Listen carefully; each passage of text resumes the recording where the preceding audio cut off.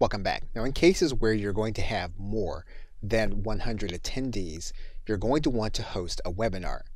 Now, on the webinar, you will not be able to have more than 100 participants. However, you will be able to have those 100 participants plus other attendees to view the content. Now, to do that, you're going to need to do that from your webinar section. And you'll notice that one of the things that a webinar allows you to do is to monetize your individual events using PayPal and Zapier. Now, in order to do that, you're going to need to add your webinar plan onto your Pro plan. That means then that you're going to need to go to your billing section of your account.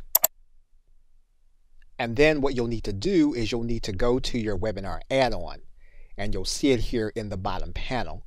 And you'll see that as of the recording of this video, the webinar add-on is an additional $40 every month. What you'll do is you'll click this add button.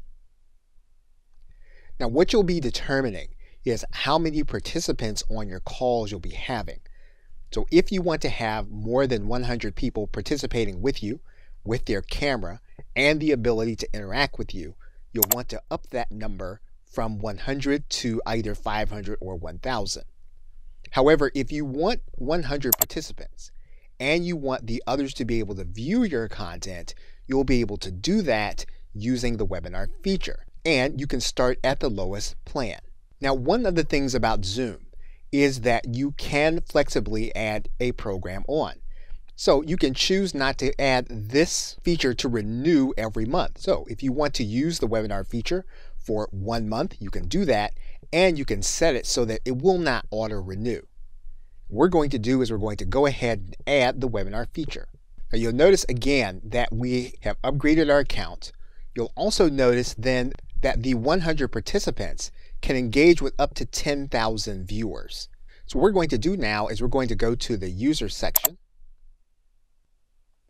We're then going to go and edit our user.